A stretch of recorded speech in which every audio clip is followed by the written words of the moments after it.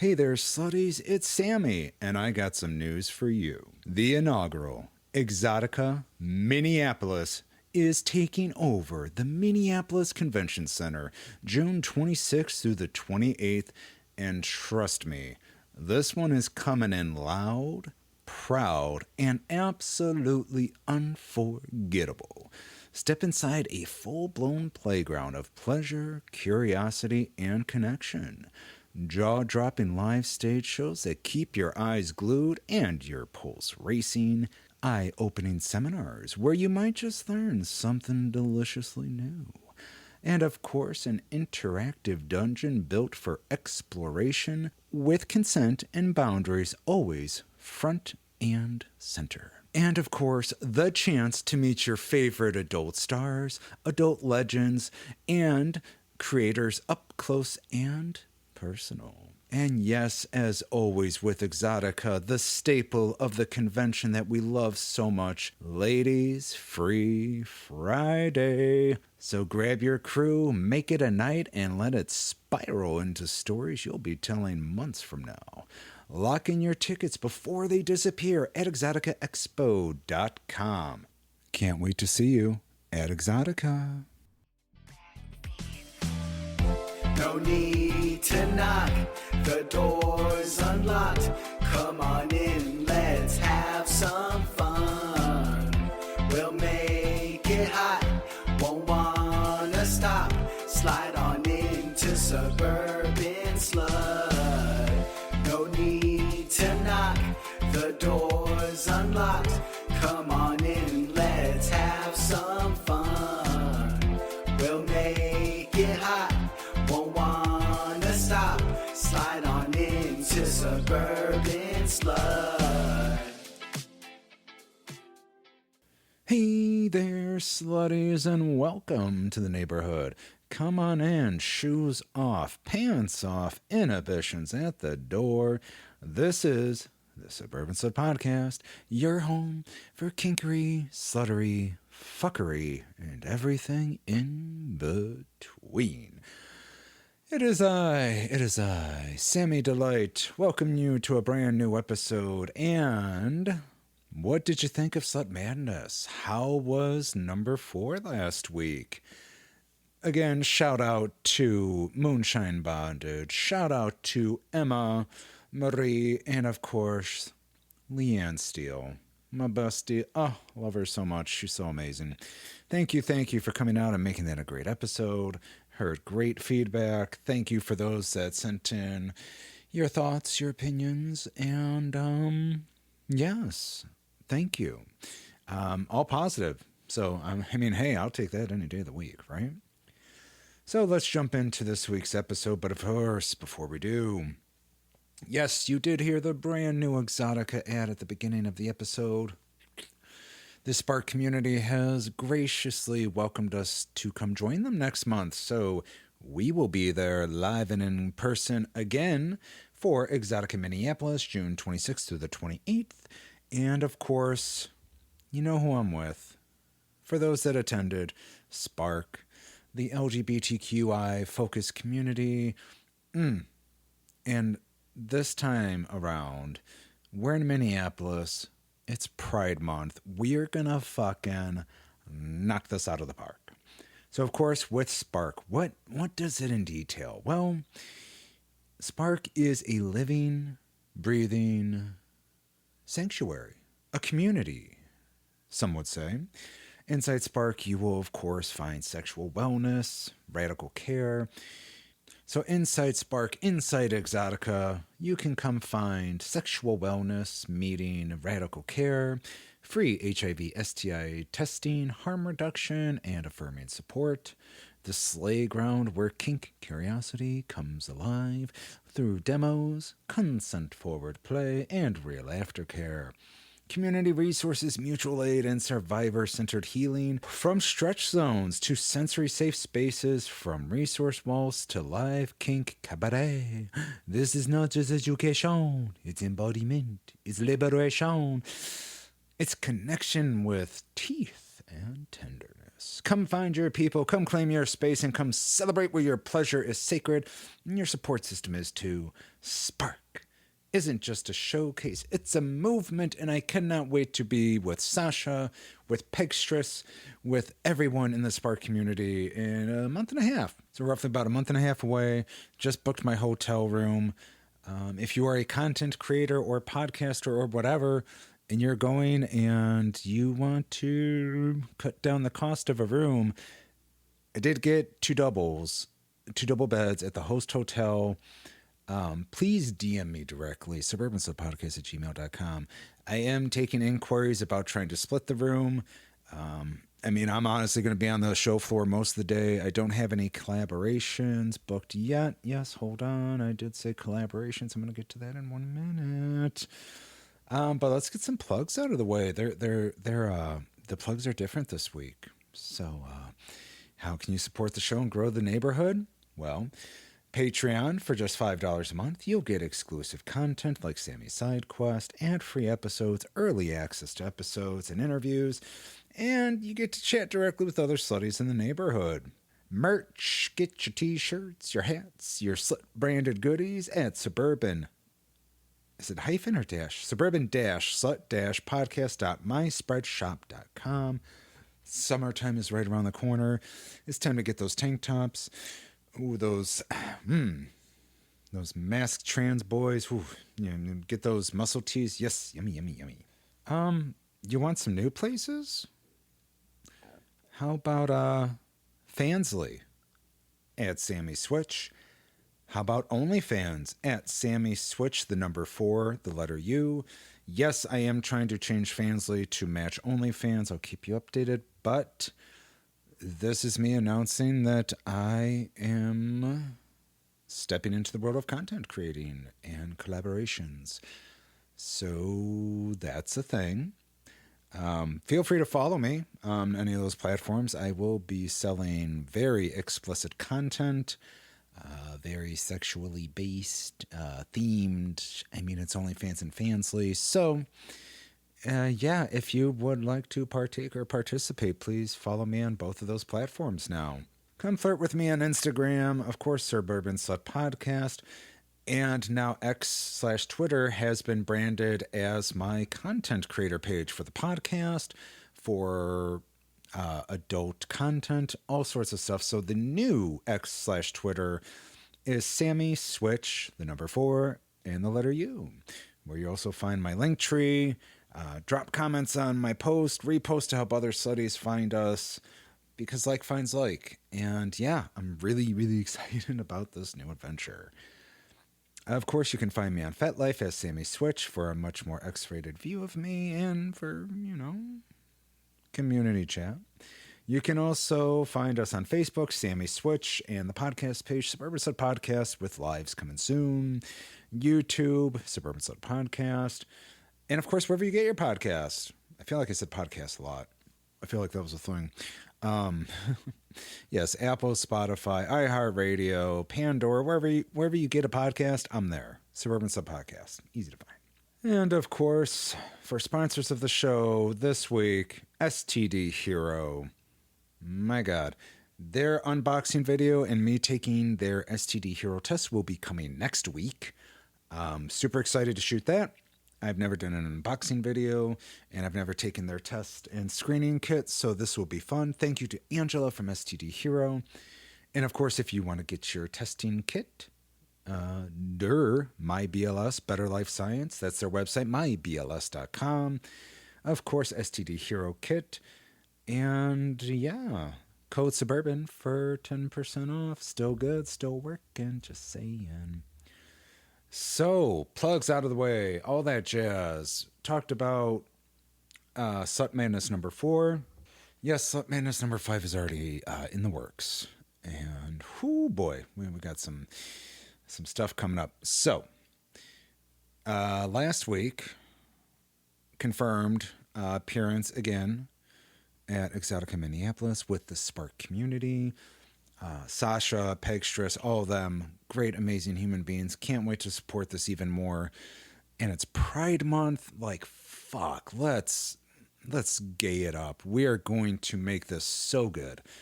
And I really hope that we have a strong showing in Minneapolis to support the first Exxxotica there, because it is only like 5 hours from where I'm at. New Jersey, I mean, I'm hoping. It'll take some work, but we shall see. So what had happened was, as soon as I got confirmed, I started getting busy for work. And like a week and a half ago, like my month of May was wide open. Yeah, not anymore. No. Upcoming content interviews. And honestly, I still can't believe half of this is happening. Leanne Steele, my new bestie, my breakfast, my slut muffin, I'm her slut biscuit. They will be coming on the show soon. The legendary Sika. She's like the Marilyn Monroe of porn. That's the best way to put her. She will be coming on the show, as well as Elgin Munchers, to help promote their annual Kink Expo. Stay tuned for more details on that. Rain motherfucking DeGray. We will be recording this Sunday. I'm not ready. And I know I've talked to them, and they said, don't be nervous, don't be a fanboy. I'm like, but you're Rain DeGray. So I'm going to do my best. I'm super, super excited. I genuinely can't tell you how much it means to me to be able to interview her for my podcast. It's going to be great. Oh, God, it's going to be great. And last but not least, Sweet Butterfly will be coming on the show soon. And Sweet Butterfly and I will be collaborating next month in Minneapolis. Shout out to their studio. I'm going to have more details and stuff coming up on that soon. We do have a studio that has offered to shoot the content scene. I'm getting all nervous. We have a studio that has agreed, that she works with, that they're going to shoot the scene for us, do some light editing, and give us the clip and stuff to sell on our platforms. So my first official professional collaboration will be out next month. Oh, who would have ever thought, right? And all this coming up soon. And I digress. I have to say it because this time last year, we were not doing the podcast. This time this year, I am. I couldn't be more thankful for everyone that listens, for everyone that supports. So I do have to say it is my birthday month. Yep. Hitting the big 4-6 because 4-6. I don't know. I didn't have a prepared, sexy, funny pun. But yes, I turned 46 this month, May 31st. Gemini, baby. And of course, Geminis are the best. We're delightful. We're so much fun. We're so much chaos and pharaoh delight wrapped up into a little bow. It's my birthday this month, so what better way to do it than fucking start being a content creator in all aspects. And Exxxotica and just all these interviews, like, fuck. Let's go. I'm sorry. I am all over the place tonight. So what else has been going on? Tonight on the show, I'm going to give you you'll get my interview with the one, the only Dyanna Lauren, one of the 90s hottest adult stars. They used their voice against me. If you listen to the podcast, the way it starts off, I was already like a mushy puddle in their very sexy, sexy hands. So stay tuned for Dyanna Lauren. Also tonight, another Exxxotica hottie that is going to be in Minnesota, who I had the delightful pleasure of meeting in Chicago, but only briefly because of scheduling and such.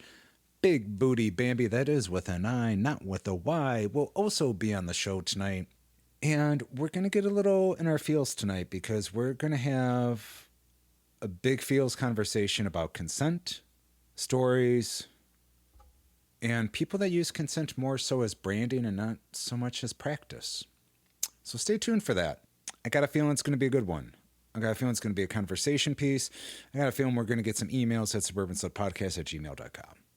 And that's okay because I want us to talk. I want us to learn and research and educate ourselves. So let's do it. What do you say? But yeah, so right now, focused on Exxxotica, Minnesota. Focused on bringing you more content. I know we've done a lot of interviews. I got super busy for Chicago. I have lots of stuff to talk about. I need to find people to talk about it with, though. So that's what I'm currently doing now. Hopefully soon I will finally be recording my Spit Play episode with one of my dearest partners.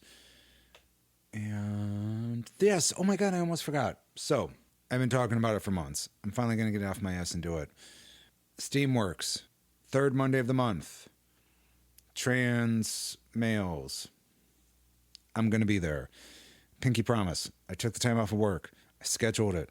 Everything is set to go. I will be there. I will be bells on, nervous, but I will be coming back with a full review of Steamworks, and I can already guarantee you it's going to be fucking so good. So yeah, Steamworks review, guest, more content. Of course, you're going to have to wait a few months. Slut Madness is going to take some months. But I really do like part 4. Really, people came to play on that one. And yeah, so what else? And so yeah, I just wanted to give you a quick preview. I'm going to get back to working on my stories, on collaborations, and of course, if you want to collaborate with me, suburbanslutpodcast@gmail.com. We can talk. We can figure something out. Very open to many things. Very open. Very kink friendly. Very sex positive. Even have some funny scenes I want to shoot. So, hey, if you're a content creator, if you want to promote yourself on the show, or if you want to try to collaborate with me, send an email and let's talk. What do you say? All right. Enough is enough. So we're going to start off this week with the legend Dyanna Lauren. My God. So the 90s, she was one of the most sought after, desirable stars, like the pinnacle definition of a vivid girl. And if you were a vivid girl, you were a fucking star. Enough said. But I did have the absolute honor, delight to sit down and talk with Dyanna. I am going to give you that interview now. Be warned, her voice is so fucking disarmingly hot and sexy. So, boys, girls, theys, thems, I give to you, Dyanna Lauren. Today, I am joined by a woman whose name carries history, heat, sultry memories, and longevity. Penthouse Pet July 1995, XRCO Best Actress Award winner for Bad Wives, which she also won Best Anal Scene. She is an AVN Hall of Fame inductee, XBiz 2010 Comeback Performer of the Year. Iconic, outspoken, still dropping men and girls to their knees with the simplest glance. A dog rescue mom, as we just found out. And proof chapters don't end when people think they should. Please, slutties, welcome 90s icon, and I cannot say that enough, icon, Dyanna Lauren. How are you doing? I am doing great, and been so looking forward to this. Your I know. reputation precedes you. Oh, well, thank you. And I know Jennifer is an amazing human being to work with. They are so go above and beyond for all her clients. So shout out Jennifer. Thank you for setting this up because hats off to her. Yeah, she's wonderful. Yeah. Well, see, so for as your first time to the show, we normally like to do a little round of foreplay. This is where we Okay. just get to know each other a little better before we head on to the main interview. So, Dyanna, with your consent, would you like to play with me? I would love to play with you. Oh my, that snippet's going to be my ringtone, I swear to God. I literally just got goosebumps. So, okay. Yeah, interview. Let's go. Okay. All right. So first up to bat, favorite pizza topping combo. I get hated on a lot for it Oh, because I am mushroom, peppercini, and oh, pineapple. that's a bold order. I've never heard of that. So Yeah, it's a peppercini, little different. mushroom, and Mm-hmm. pineapple. Mm-hmm. That's got to be some flavor. It is definitely a lot of flavor. Yeah. Okay, that one I would have to try. I was going to say pineapple does go on pizza, and that's not just because we love the lifestyle, but pineapple's delicious. For people that don't Yes. like it on pizza, grow the fuck up. That's all I can say. Yeah. All right, and number two, and this one, feel free to take your time with. The hottest thing anyone has ever said to you, or it can just be like a recent comment, because I know with many years, I can't imagine the catalog of compliments you have received. So, would you like a compliment or like the hottest? It's odd because there is a very odd comment that I always come back to, and it was the first thing Ooh, I thought of when you said that. And roll with it.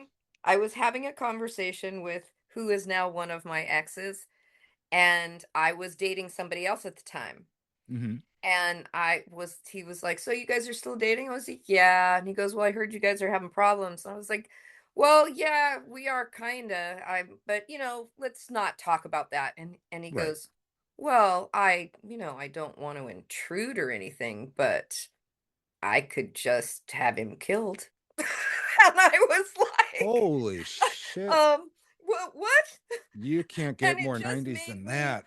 it just made me laugh out loud. It was just well, I don't care what the problem is, but I could I can just have it take care taken of your care of. problems. Yeah, it was now that I look back at it, a little bit diabolical, but at the time Yeah. it was just the I don't know, the outwardness of it, the ability to The just boldness. Yeah. yeah, just I'll say kill for anything. you, girl. Yeah. So, yeah, that was pretty Wow. bold. I don't think that'll ever be topped on this show. We've had a few. I can't think of anything that's come close to murder. So there, you got that award. No one will ever top that. Ooh, all right. Yeah, well, Now, at least, was this back in the heyday or was this more recent? Because this is no, something I could absolutely see back in the day. this was 99, Yep. 2000 in Okay. there. Yeah, Yeah. back before E&M was really a thing, where it's like you're dating someone, but you're also seeing someone else. Where nowadays it's like that's fucking common. Back then, no, no, no. No, no, no. Yeah, no. Right. Mm-mm. Love it. Well, here. So number three, this is a fan favorite of the show. Three sexy wishes. So a genie appears and wants to give you wishes, but they have to be kind of hot, kind of sexy, sexual related. What would you pick? That and this is actually one that I have had for quite a while. Mm, The the indecent proposal. yes. I would love for somebody to walk up to me, want to give me $1 million to have me for like a week. I just would and Mm. I'm not, I mean, kudos to anybody who has that lifestyle. It's Oh never yeah. really been mine, but for it to just be such an extravagant thing, that you just kind of want to drop an Yeah. extreme thing. Give me blowjobs for a week. I'll give you $1 million. I'd be like, oh I my God, that is my dream come true. Cock in my sign me mouth and up. money to roll in. Right? Cock in my mouth, money, and I'm set. Yeah. I'll just open a big And done. farm, get all the dogs Yep. out there, be like, no, I just started my own rescue. Yeah. All right, that's a hell of a good one. Okay. Yeah. And you have two more, or if you just want the one, that's fine too. No. Oh, two more. Okay. Yeah. Well, that's such a big one. Yeah. Um, yeah, Okay, like a nice car. Why not? Fuck it. nice car. Yeah, whatever the case may be. But um, I would say another one would be to have Janine, Julia, Christy Canyon, Christy. Chasey, and have Chasey. just all my girls just like they were in the 90s. Jenna, Oh. have that, because there was a night that we had where we all were squirting each other with water and we were covered in whipped cream and this and that. And it was a where the boys aren't. And I would love Oh. that, would be a wish of mine. That would be a fabulous, fabulous wish. So wait. And we didn't talk about this before. That's why, I mean, I'm a child of the 80s, so 90s was my wheel spot, but Christy Canyon and Chasey Lane, and of course you, I mean, Dyanna Lauren, hello. Three of my hugest crushes in the 90s, buying the VHS tapes that came in those giant fucking clam cases. I They still did. have a DVD. Fuck. It's buried somewhere in my closet, but it's of Chasey Lane and one of her movies. I still watch it to this day. That's so cool. So See, all of that's you a were. true fan. That's awesome. Mm-hmm. So wait, so this was an actual like where the boys aren't film. All you guys were on Yes. set. Wait, which number? Did they go by I numbers have to or? get back to you on that one because I was in from Okay. 7 to 13. So the storylines get mixed up to Wow. me on which ones are Well, yeah. which. Um and lately we've been a lot of people have been referencing them and wanting me to tell stories from them. So I have to go, wait, help me out. Oh, What scene are you talking about? like wait, hold on. I know that's like Brazzers has something similar. Hot and Mean is basically their version of that nowadays. Oh, And it's okay. just like hot, mean lesbians. I don't know if you guys were mean to each other back then. Maybe that might not have been the No, vibe. we did. We Yeah, did. There was some no times where, aggression. I can remember being between somebody's legs or what, and I was getting in trouble because I would make everybody's, clit just way too sensitive, and they'd Yep. be like, stop it. But it was fun. It's like cut, cut, cut. Yeah. No, no, no, no, no, no, no. Oh my god, that's amazing. I'm definitely going to be looking that up tonight. Okay. We're getting sidetracked in the best ways here. All right, so that was two, right? That was two. Was that two? Yeah, and an Okay. amazing like That was two. gold stars Um, all around. I don't know how you're going to finish this up. well, I think I would like to, for, and some of those girls included, anybody that Hmm. I could get, I would like to do everybody go to an island, bring all the people that I would really love to or have had sex with, and have us Ooh, all have somebody follow us around with cameras because God forbid we don't get it all on tape, but be right. able to just have a week with all of us and just trade content and drink and swap Damn. stories and talk about Swamp the old fluids. days, talk about things that we're doing now. It would be just, that would be fabulous. Fabulous. That's a crazy good fucking idea for a movie. Isn't it? Like even for a film now. It would almost be like a Big How Brother has no kind of a one done thing. that? I don't know. Diana, you might need to make Shh. some calls after Don't this tell and get anybody. right. No, you got time. You got some time before this episode drops. That's I'm not joking. That's a brilliant fucking idea. Well, see, I actually had thought about doing it. What made me think of an island was because, I don't know who would want to exactly, but I have a pretty big house and I have Hmm. 14 acres. I Oh also wow. have on this farm, I have 120 by 60 building that could be, you could build any set you wanted. I have a corn crib, an actual corn crib. Hmm. I'm surrounded by cornfields and I Yeah. have 4 acres of my own forest. So, and then we're close to the rivers, and I have canoes, and we could go down the Hmm. canals. And if you had people watching out, you could do some stuff in there too. And so I Yeah. thought about, how do I get like 20 really good, and 2 crews of people, Oh somebody yeah. here filming, like behind the scenes or filming scenes that would be here or talking or whatever, and then have another set go out doing it somewhere else and then bring the whole thing together would be just fabulous. It's Wow. my directing dream. That now, have you directed before or no? That Oh, part that's what I directed longer for Vivid than I actually was a Vivid girl. okay, that's what I thought. I'm like, no, I'm pretty sure you had credentials. Yeah.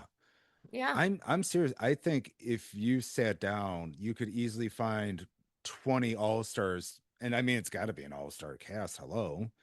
And just Yeah. be like, hey, like, Vivid reunion or like a Vivid dream, something like that. But even, yeah, in that setting, It would just, that would be. but the thing is with where I am, see, Mhm. anybody is going to want a vacation, on some island somewhere Oh, or in yeah. the Bahamas, but we'd have to get all the money together to pay for everybody to get here, which, Hmm. they wouldn't be as likely to want to sit in Yeah. Illinois as they would on an island. Jamaica. Or, Yeah. yeah. The Caribbean or the Midwest. It depends what month.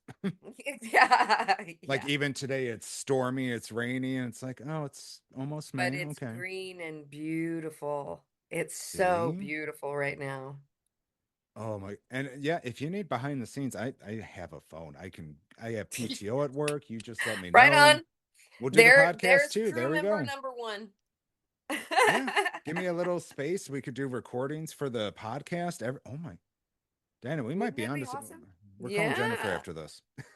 Yeah. And I do know a Wow. few people that I could get, but See? and I know a Okay, camera okay. person that we could get too. So, Mm-hmm. hmm Okay. We're gonna get this ball rolling. This might be history here. yeah, might All right. be. And of course, the last thing, the hot topic question, we always like to end on a little honesty. What was the hmm last thing you came to? That would be anytime I put makeup on, I try to do something for my OnlyFans or what have you. And that would be, Oh, so I just did that. And that would be to this guy. mm, See, I interesting. can't see myself, so I don't know, but No, yeah, the camera's not on. this was the last thing. Was my dildo. Wait, can I put? I don't know if I can. No, that's my camera. Oh my God. See, now you got Yeah, me I can all. see you. Mm, I wonder if I. Where? Let's see. I thought. Oh, where'd you go? I'm right here. Let me see. There we go. What? Well, let me turn your video on. I was going to say, I'm like, wait, can I? I don't even know if I can. I think I Let's have to just. do it. Start my video. There we go. I was going to say, oh, There there we you go. are. Woohoo! I I was going to thought say, you you could see me started and I without the just couldn't video. see. So I was like, oh, okay. She just want to do video. That's fine. No, Everyone's no, no. I comfort was level. happy to. I just couldn't figure out Oh, why my video wasn't there. we No, are learning so but much today. here, this an hour That's a ago good was my size. friend. Yes, this was my friend. So freshly came, fresh makeup. See, now I Yeah, feel honored. I feel all the privileged. things. All Yes. right, well, here, let's jump on in and let's get this interview fully going here. So, growing up, did you see yourself more as a risk taker or were you the good girl who surprised people? Um, I was the I never fit in. I was Oh, I the tried really outcast? hard. But yeah, it was always that. I'm a singer, and that's what I had always done. So even Hmm. in school and in high school, like I'd try to join the groups and they'd make up some reason, well, she doesn't blend well. And the teacher would be going, well, that's not true. Okay, she's Right. not a Christian. What? How do Oh, you Jesus. know whether she's a Christian or not? And by the way, we're a public school. So there was always excuses. Oh, Really? well, she doesn't have bangs. She should have bangs. She looks too old. There was always excuses as to why I didn't really fit in. And I Hmm. just think I'm just different. And that's okay. I vibrate differently. Yeah. I'm okay with that. Um I think there was a little bit of the you because of how I look, and I didn't realize that back then. I had no idea. Oh, I just thought people just didn't care for me. Okay, that's right. fine. I don't really give a rat's ass. It actually Nope.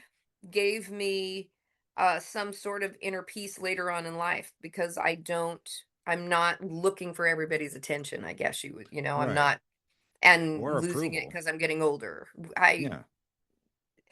so I guess I really did kind of just I went down the road of what maybe people would have expected, I guess. Um, Okay. not necessarily everybody that I have that are friends sit and talk to me and they're like, "You don't look like you belong in adult. You really don't." Hmm. And I'm like, I spread my legs just as well as anybody Right. else does. Just as well, if not better. I'm sorry. Yeah, That's me. so um they just, this is just isn't where you should be. So I don't know. I feel I when I was 5, I wanted to be Gypsy Rose Lee. So there was always an Oh. exhibitionist. I would stand on my bed at like 5 years old, stripping my clothes off. It was just the natural I didn't let anybody see, but it was just my natural way of being. Yeah, I that's who have you always are. been that way. Mhm. Love it. All Yeah. right. Weird. So So let's fast forward a little. So be honest, your very first shoot. Were you more confident, nervous, or internally screaming but playing it cool? um well, I was a very slow evolution.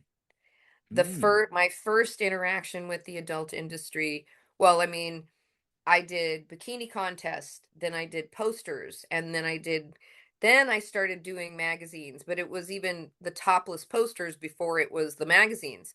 Yeah, Then it was Jim South saying, "Well, listen, if you want to be in some of the movies, we can put you on the box cover." Back then you didn't have to be in the movie to be on the box cover.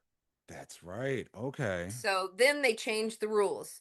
So then he was like, "Well, do you mind doing a non-sex role?" And I'm like, by that point, I was kind of like, okay, non-sex role, but maybe I'll do myself. What if I got naked? Because I don't have a problem with that. And he was like, you'll do that? Oh. I'm like, okay.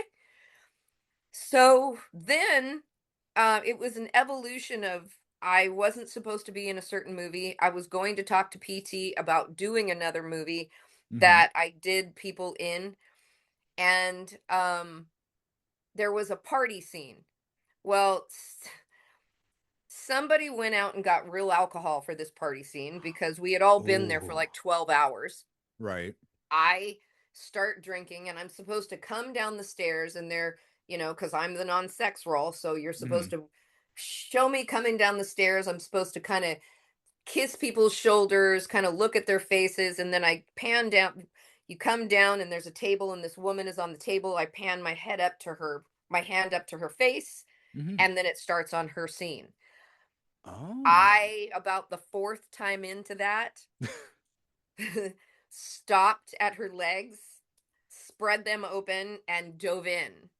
And Really? everybody was like in shock because, I mean, 3 years had gone by. I hadn't done a sex scene. They were all pretty shocked that I. Yeah. So PT is going, "Oh my God, everybody get out. We've got Diana Loren's doing sex and we aren't even paying for it." So, You stop, you're like, what's that now? yeah. Yeah, it was that when he was known for that. However cheaply he could get a scene was, his gig. So he was pretty happy that I was doing this for free. Um, and then I was there to talk to him about that. He didn't have a moment to spare, so I just kind of went and did what I wanted to do.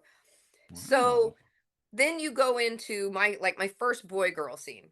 Mm-hmm. There has never been a time for me to actually be that kind of diva. I don't want to do that. I've always been like the pinch hitter or okay, I do draw the line at certain things and people know Mm-hmm. ahead of time. I have discussions. Don't change the Oh. person I'm working with. Oh yeah. Don't hand me you can hand me a script that day, but don't hand me a script 2 weeks early and then change the entire thing so I look like an idiot. I won't have Mm. that either. No, If no, that's what no. you're doing, give me time to redo whatever it is I'm supposed to do. So I get on a set, and my very first boy girl scene is bent over a metal trash can that has a big jagged edge in it. I ended up with a big Oh. cut on my belly, and they're like, "Oh my God, you're bleeding." I'm like, "That's okay. Let's just get going." God, you really And were the team player. You're like, all it right, come on, keep was going. just, yeah, I don't have any qualms about it. Nobody made me do Yeah. anything. It was my choice, and I was having a good time, and I really was enjoying the process. I Mm-hmm. had done PA work. I had done running for people. I had been an assistant director. but I hadn't been in that position. And how can you direct people or have anything else really to do with the industry if you haven't been in front of that camera in that vulnerable way? Yeah, that's an So excellent point. I I just, no matter what it was, it is truly acting. And so that Yeah, required me to have a little, be uncomfortable, not be in a bed, not be catered to. And I was fine with that. and you got the scene. And I got the scene. And now you got the story. So yeah. Yeah, tons of stories. Oh yeah, I can't even imagine. Hmm. Weird. Tell me this. So, at what time in your life, what did success look like to you? Do you have like a moment or a milestone where you just step back and you were like, I've made it. This is official now. It's funny that you say that because I have never really felt that. Oh, I okay. Even though I would be at the top of my game or I'd win, for best actress or best sex scene, because Mm-hmm. at the time you would have thought that would have been what it was. For a Vivid girl back then to win an anal award, Yeah. that was a big deal because that was before like the Taylor Hayeses and the people that actually did, they went on to do harder core scenes. It was Right. being more accepted than it was in my era. So you would think that that would be it. But there was always something. I guess I just didn't believe my own hype. Oh, all right. I was still the same person I am now. I was still rescuing animals, had probably 40 or 50 dogs that I was running at a time. I was running my fan club, I was doing my dancing, I was doing more movies. So there was always so much, and it was that who Cecil B. DeMille, he said, I Oh, surround myself with the people that know what they're doing, and then it makes me look good. yeah.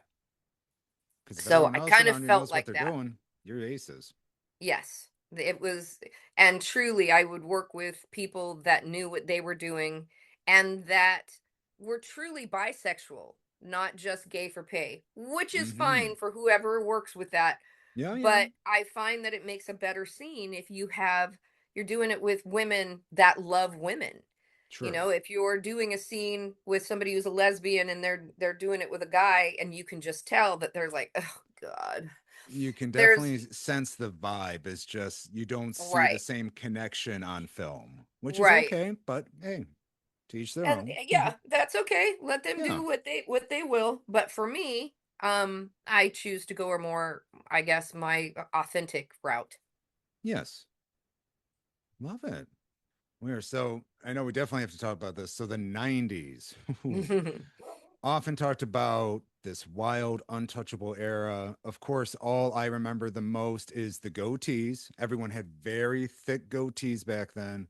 Yeah. And the super high waisted silk panties, where it was like almost a thong, but came up like to your Way hips. high. Yeah, they Yeah. were they were cut like this as opposed to Yeah. like around your hips. Yeah. So, how would you describe the 90s scene in the adult world? This, I'm dying to hear your answer. The 90s. Well, we definitely were the golden age. We Yes, I were will argue we that weren't any the day. learning yeah, we weren't the learning curve, which I started in the learning curve where, and by that I mean where we were still running from police while we were filming. Like, oh Where shit, I we was gotta go. Yeah, and going to speak in front of the Senate with Nina Hartley and a few other Nina. people to Mm-hmm. try to the people that were going to jail, that it was insane. We were allowed to sell it, but we weren't allowed to make it. Yep. So Oh my God. none of the laws coincided. Nothing made any sense. It was the era of bringing these playmates and this and that into that era, and then you had New York, which was actually bringing things off of the street and trying to legitimize those Oh, people. So you had yeah. this cross. They were in two entirely different things that were coming to light. Mm-hmm. And when you get to where it had its beautiful time, you weren't Mm. fighting anymore, you weren't overly watched. There was Right. just this era of us being able to do what we wanted, be able to come more mainstream, kind of like the 70s when it kind of started. Right. You know, you were somebody who was a celebrity going to any club that you wanted to, and stars wanted to be with them, and Mm-hmm. and that's what happened with us. Somebody It's like, asked that's me what it Dyanna was like Lauren. to Holy be. shit, get her in here. Yeah, or sang with Marilyn Manson. Yes, you I was did. on the list. I was on. Um, we did Jay Leno. Mm-hmm. We had billboards everywhere. I mean, and we had literally had people coming to our agents and managers going, "Hey, this person would really like to spend some time with you or date you or whatever." Kid Ah, Rock dated a porn star. I mean, you name it, all of these different people, that's what you did. If you made yeah, it, you knew you made it because your girlfriend was a porn star. right. That's So beautifully said. it was something. As Vivid Girls, we could come and go from anywhere. Oh, hell yeah. We ruled the world pretty much, and it was a fabulous thing to be a part of. Right. And see, Absolutely it's fabulous. funny because you say Vivid, and I tried thinking about this the other day. Vivid was the only company I could think of from back in the day when we used to tape trade and buy the cassettes from the adult video stores. It was Vivid Girls, like you said. That is where it was at. If you even Mhm. ask me now, I can't tell you another big company that had like, oh, that's a Vivid Girl, like in their version. After so there was Wicked. That Wicked. actually Oh. started, but that started after us. So And see, I get that mixed up with Adam and Eve because Adam and Eve did a lot of the Wicked videos, didn't they? Or was it they just, did collaborations with all of us. yes. Okay. So, I mean, we did series for them. I used to do this thing where I would talk about toys and then it would go to Hmm. a video that was using it and all kinds of Oh, different things like that. educational. Fuck But yeah. yeah, absolutely. Wicked didn't ever have contract girls. And so we were Oh. almost to the point where the Jenna Hayeses were coming in. Do you know what I Hmm. mean? Of that era and the Taylor Hayes, and where it was kind of, we were the staple. Christy had left, and then we were moving on to a few other people. Jenna came in, and they didn't take her. But she Really? ended up where she needed to be. Okay. Well, she had some demands and some things that she was expecting, and Hmm. because there was so many of us that were already established, Right. there just wasn't room for that at the table at the time. That being said, it was the best thing in the world that could have happened for her. She I went mean, to Steve Ornstein, and it was only her that had a publicist just for her oh, and okay. made her movies the best that they could possibly be.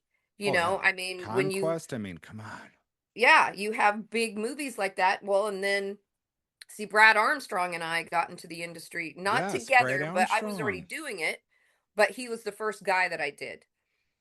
He He was then, like in every 90s movie too, wasn't he? Because he's the well, guy he with was the in black a lot of goatee, them. yeah? Yeah. He, he was in quite a lot because in He my was. early movies, like 2 years of my Vivid contract, I was dating him. And so he was the Oh. person that I did in my movies. Then we directed this movie right as I got signed. We had directed this movie called Checkmate.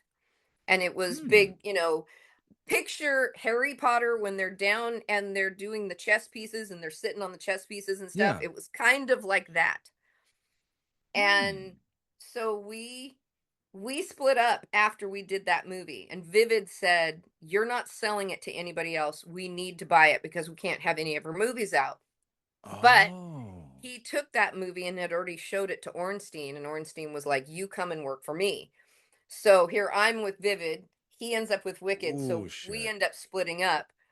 And so you've got this extraordinarily talented graphic designer and storyteller, and then you've got Jenna. So you've got, it just Oh. made for this, it took Wicked to where it was. And Yeah. then they came up with the other girls that that they had over Stormy Daniels and so on and so Mm-hmm. forth. But that was later on. That was closer to 2007 or 8, I think, by the time Okay. they were really getting going. Yeah. Wow.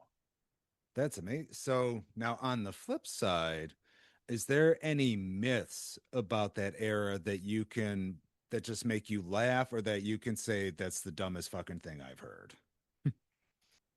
Gosh, I wouldn't say the dumbest fucking thing I've heard. I would more say people don't understand, we truly are athletes. And people that you meet, the dumbest thing you'd ever Wow. heard would be people coming up to you and thinking that the sex scene that they saw that was 10 minutes is all it took. And some of the scenes Oh took God. almost 24 hours. Right. You had They were just multiple like, that's a people in one it. shot, right? Well, it's not one shot. No. It's that you have to do, back then almost everything, every movie that was of quality back then was done on film. Well, those film Mm, canisters hold from 8 to 15 minutes. So that's every it? 8 to 15, yeah, back in the day, I don't know what they hold Oh. now because it's on a tape and it's got to Yeah. go. So, you don't have, they're this big, you know. Right. So they would have to every 8 to 15 minutes stop, go under this thing to reload the cameras Yep. while we would stop Just then to hanging do out.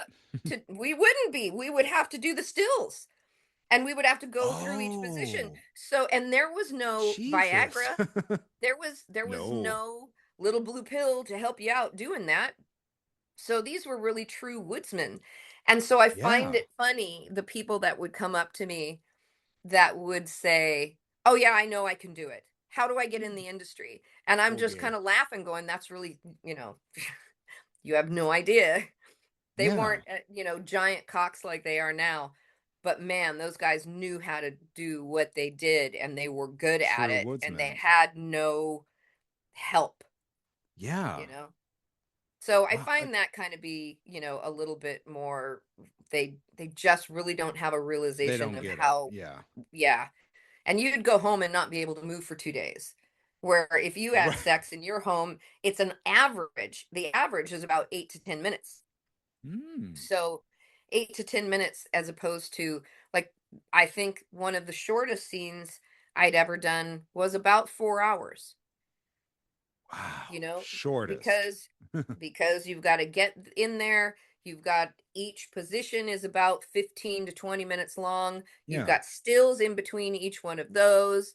You have your dialogue that goes in between, that you might be talking while you're doing it, or your lead up or lead. And so, I mean, that's a long freaking time to be Hmm. having wood and all of the other things that go along with it. No, I love that. I've never heard of someone refer to them as athletes, and it's fucking brilliant because it's true. Yeah. Yeah. Oh, we Yeah. totally just that's, but we also have to make ourselves look good at the same time. So it's not like you could be, somebody who did steroids or anything because you have to look really feminine. Yeah. Yeah, I never thought about them doing the stills in between and like holy, that Yeah. was amazing. Wow. And they're still doing it now. Yeah. You It's know, just but the everyone thinks they have 90s, a it was cell just phone. more, yeah, the Yeah. 90s was way more complicated because they would have to come in and set up lights. It wasn't like somebody ran in with the camera. You had to set up separate lights because how you photograph is different than when you're on camera. They would have to adjust Oh, makeup, okay. all kinds of stuff. Wow. See? Behind the scenes, there we go. Weird. So for you, was there like a particular film or moment in your career where you stepped back and thought, I look like a star right now? Just one that you're like super proud of. Well, of course, I'm very proud of Bad Wives. Yeah, of course, of Um, course.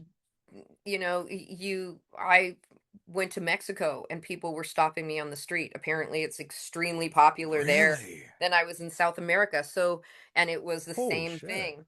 That movie has a almost a cult following, whether it be It the does. R-rated or the X-rated version of it. And so I'm pretty proud of that. It's unfortunate to me that everybody now is getting just to see the DVD version because back in the day, There Ooh. was the DVD side of Vivid. There was the the video side of Vivid. They Yeah. didn't get along. They were two separate Really? partners. And so the video side would get the really good footage.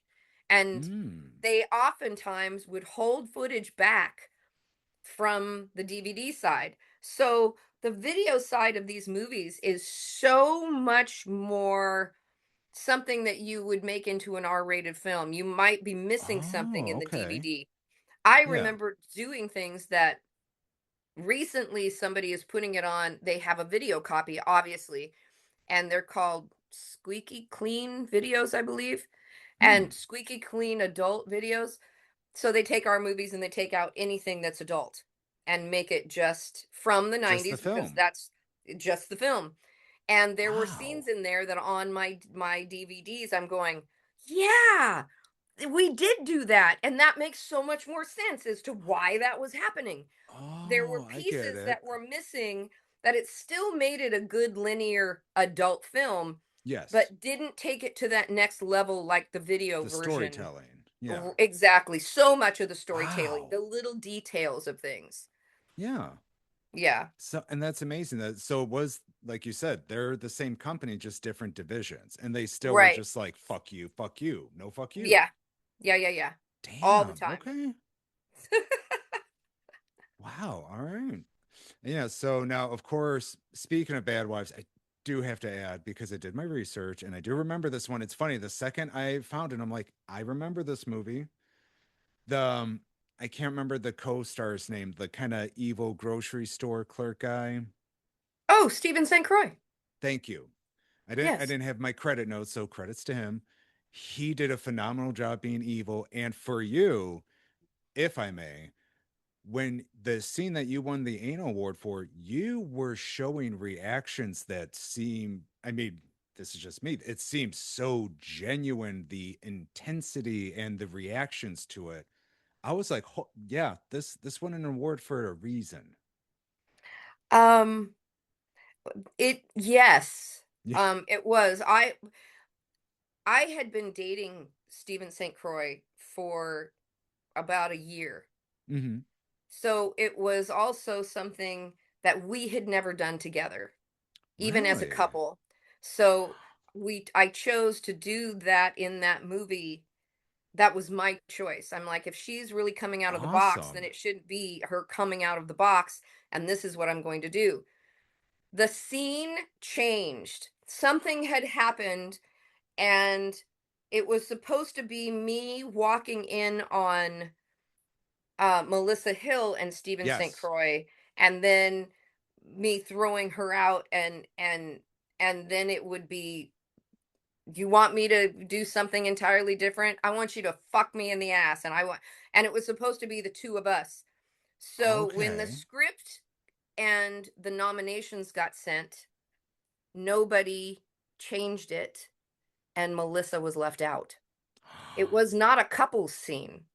It was a three-way. Oh, And wow. unfortunately, I mean, she should have been part of that scene. She should have been part of that award, and she Yeah. wasn't, and I feel really bad about that. Oh, shout out to and she is phenomenal in that movie as well. Just Isn't she? The eating of the soap and all of the she was yep. great. Mhm. Me my one of my favorite things, and I said it not too long ago, that she played such a mousy part, and she is Yes. also Mousy. very timid. She's quiet on sets. She keeps to herself. She's funny, Oh. and she's sweet, but she has that personality. So when I got to shove the cookies in her mouth, and we did that scene Yes. like 6, 7 times, she was like, "You are enjoying this way too much." And I was. I was You're like, totally yeah. enjoying myself. Yeah. Wow. That is amazing. Yeah. All right. So we've spoken Melissa and Steven. So you've worked with so many personalities.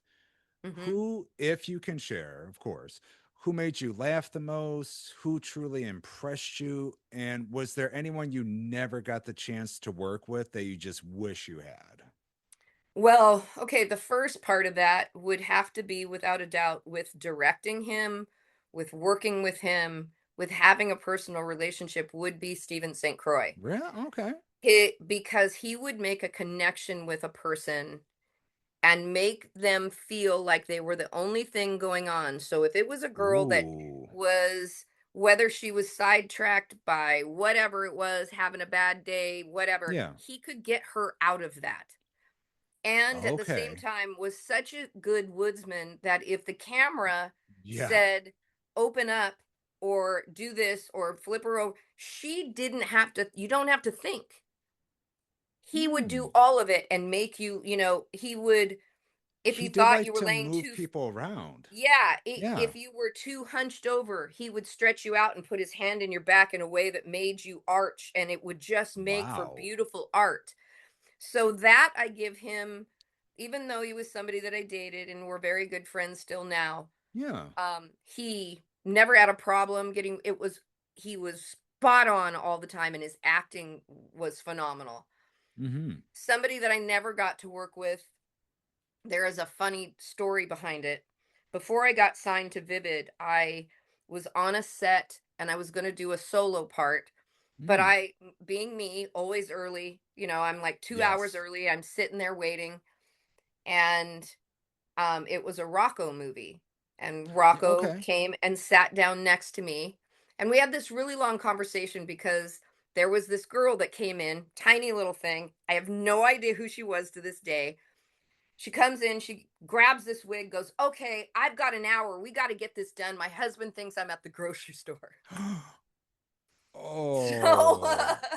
that was where this Oh shit. conversation, yeah, that was where this You have the conversation, greatest conversations. well, he and I started talking about things that you do in the industry, or we started talking about cheating and swinging and all of these Yeah. things. And then he turned to me and he said, "You're going to do great things in this industry. I know you are." And he goes, "So they're going Oh. to ask me to work with you," because he did the scene, Whoever Loves Rocco. Yeah. There was a bunch, Chasey Loves Rocco, all these things. He hadn't Mm-hmm. started those girls, but I think it was like Ashlyn Gear was one of the first ones, and she came in just before I did. Okay. So he's sitting there and he's facing me and he says, "Please don't be offended. I think you're amazing, but I'll never work with you." And I went, my heart just kind of sank. I didn't You're understand. like, He goes, "Let me what? explain." He goes, "You are so beautiful inside and out. You are somebody that I would marry. I can't do the things Oh. to you that I need to do to somebody to Right. disrespect them enough to make it a good scene." He goes, I would want to make love to you, and that wouldn't make for, you know, he goes, It would that feel wouldn't make, amazing, but yeah, but it wouldn't be what they were expecting of, of the Rocco. scene. Yeah. Yeah, and that was the most flattering thing that any person had ever said to me. I adore that man, like, you know, and never worked with him, but I sure Right. would have loved to. Wow. Rocco. I mean, applause Yeah. hats off. Wow. Yeah. Whew. What a gent. Mhm. All right, so let's see what else. So, oh, here we go. So I know you did step away during your first run. So when you did it feel more like freedom and liberation, or like letting go of something important to you at that time? Um, it felt forced. It Okay. felt not forced by the industry by any means.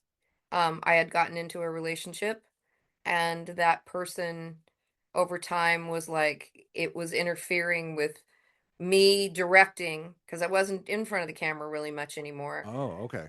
but directing, spending my time doing that as opposed to with him was not what he wanted. And so since I was on that outside of it anyways, and Hmm.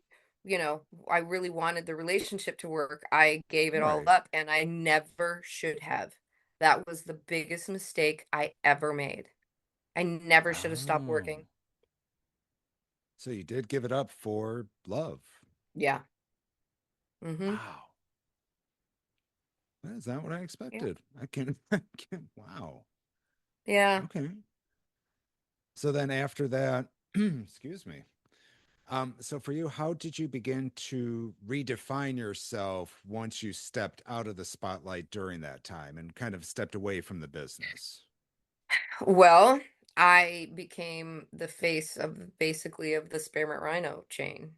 Um, I Oh helped yeah, build that Spearmint Rhino. brand, and then I was did a lot of the photography for the billboards, not just Mm-hmm. me in particular, but different people that I would shoot.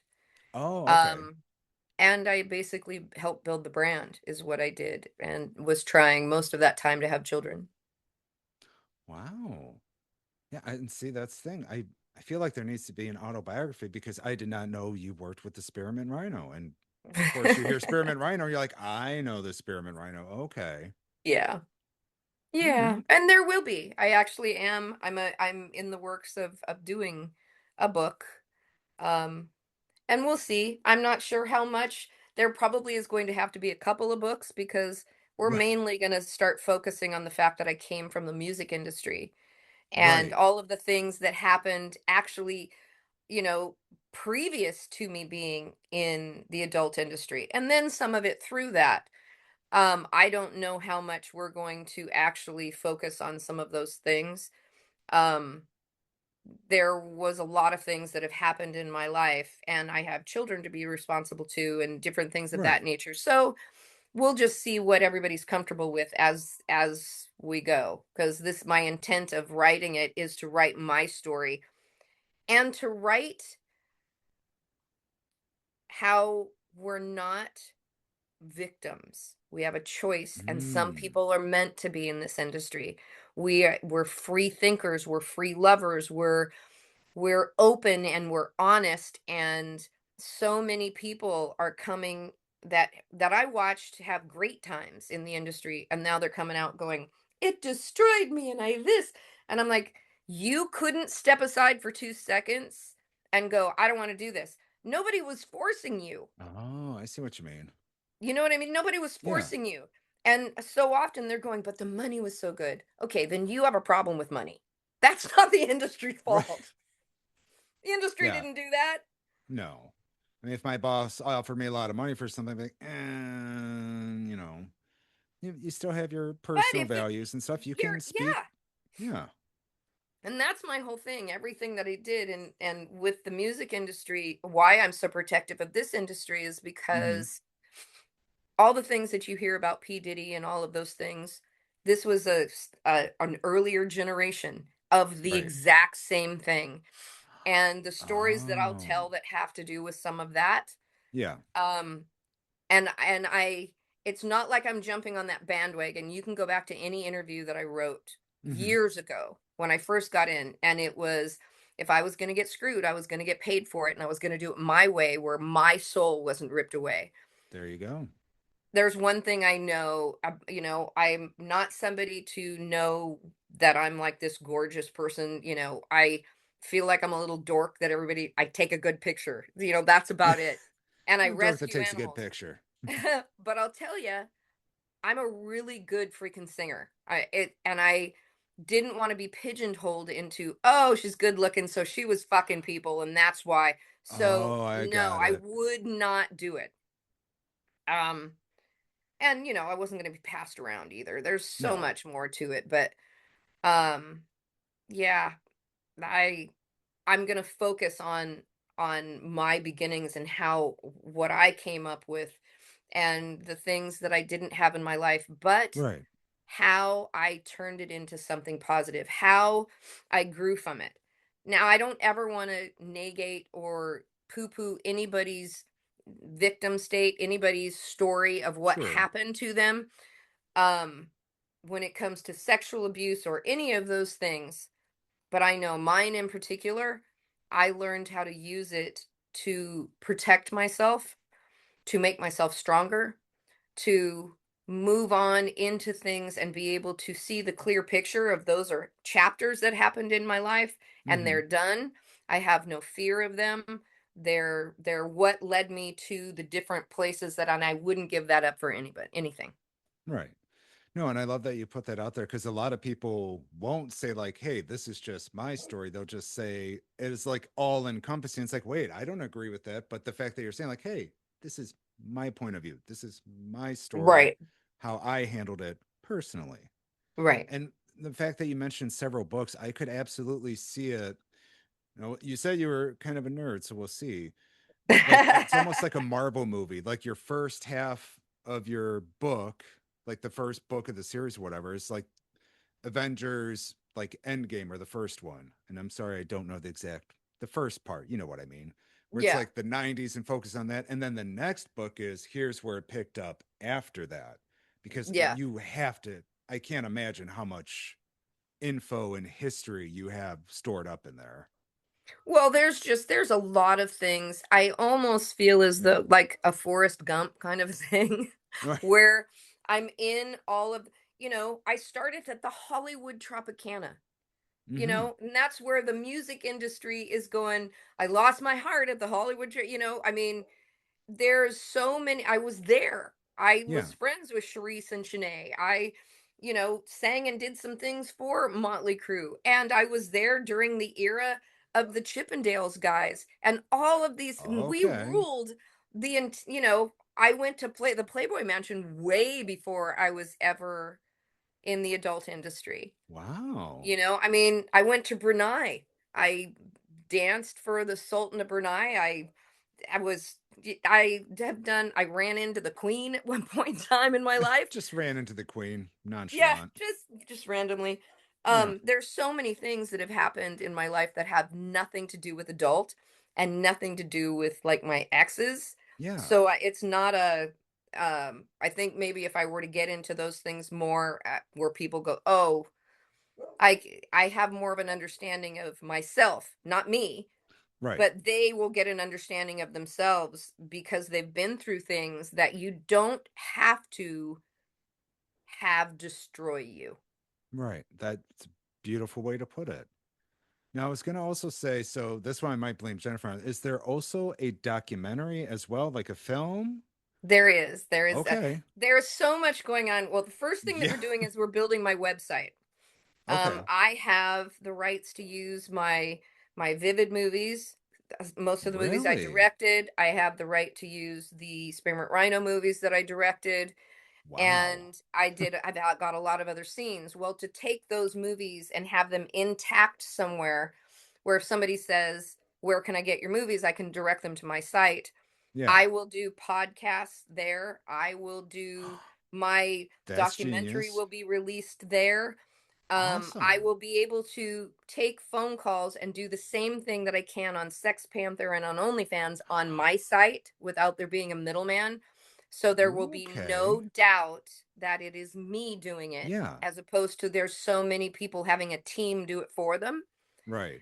You'll know that you're dealing with just me. So, and then I'll have Wow. merchandise and all of this other stuff that'll be going on there. And so that's the first phase. We're doing that, and the site is already built. Oh, okay. Um, the guy who's helping me with it is coming next week, and we will upload everything to it. So within 2 weeks, it will be up. It is not DyannaLauren.com. Somebody bought that, and I refuse to be. Bastards. Yeah, and they want like $3,000 for it, and I'm like, you know Nah. what? You can bite me. I think I'm gonna do .tv or .live. Yeah. So you'll just have to look. I will start trying to figure out which one it is this next week. Yeah. And then once it's up, I'll let you know, and I don't have that URL yet. So that's the first Right. phase. We're also going to be doing interviewing for the book at that point, Oh, and brilliant. we're going to video that. So that will be my part of the documentary. Then we're going to go and Marcy Hirsch, Steve Hirsch's sister, and Kelly Holland, who directed a lot for me, Mm-hmm. directed me. Um, my daughter said she wants to do it. TT Boy Wow. and Jenna, and I'm gonna try to get Janine. I just have to travel out that way towards her to do it. Yeah. So there's gonna be Mickey Lynn who's gonna do some of Oh, it I for know Christy Mickey. Canyon. There will be a lot of people in my documentary, talking about it'll probably be more about the 90s than me. So you're like 15 steps ahead with planning and vision. Like that's impressive. There's a I don't lot even know what I'm going making on. for lunch tomorrow.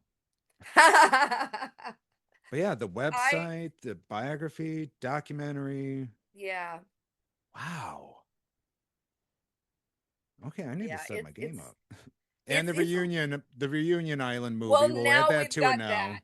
I am definitely gonna have to, so Wow, shh, that's don't incredible. tell No, anybody. right? No, no. We'll wait till Jennifer responds and then we'll release this episode. We'll be safe. You release it whenever you want. It's okay. I don't care. Yeah. But no, so I wanted to talk to you about the music career because yeah, it might surprise some listeners that you're also a singer and composer. So what was it like about that creative side? Because I know you worked with Manson. Was there was one more and I'm so sorry I didn't write it down. Well, Was there it was Rick Tool? James. There was there was actually there's been dozens. Yeah. But But that's just the Gary top of the Mark list when Miller, you research it. Yeah. right. I actually did an album, and it was mostly the songs. There was a few covers, but most of it was the songs that we did at the Avian Awards. Oh And wow. so one of them is the freedom of speech, and it's free to fuck whoever you want. And then Amen there's on that. one called the Dancer, and then the Psychomagnet, and um, it is actually still on YouTube. If you look up Thousand Year Itch, Oh, you okay. can the album. There's a lot of people that actually have it up on their things, reviewing it and stuff like that. Yeah, and with Manson it was Mechanical Animals, right? That album or I believe so. I get yeah. confused because I've I done so much stuff. But one of the songs was actually he wrote for me, which was called User Friendly. He loved how my voice oh. sounded when I was moaning, and then he Well, I had mean, me speak these words and then made it a little more mechanical. So it was maybe I'll see it fabulous. And jump then on I iTunes now. there was three other songs that I did that were on that album. Hmm. So you really, I know they say it all the time, but like jack of all trades, you've directed, you've starred, you've sang, now writing, businesswoman, entrepreneur. Like, I am doing how many music hats do again. you have? I am doing music again now too. Oh, Um, really? yeah, I somebody that I met is a musician, and he's like, I have my first gig coming up, and if you want to remaster your album, we can remaster your album, but I have all these songs. Would you be willing? And I was like, hell yeah, that would be the funnest thing. So I'm doing that as well. Wow. Okay, so there's a lot to look forward to. A lot of La things la la to look la. forward to. Yeah, And of course, eventually you're going to drop off a free dog at my house. So I'll keep an eye out for that I as well. You am. can't forget. I Yeah. am.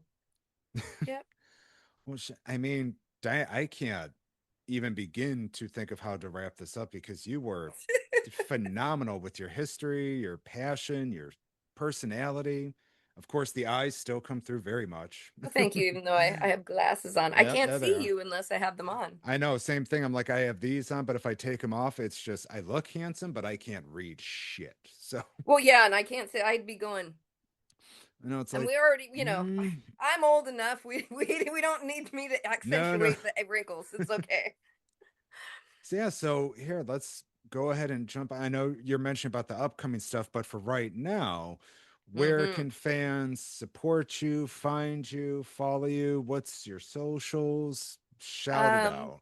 just shout it out. My OnlyFans is Diana at Dyanna Lauren. Just DyannaLauren.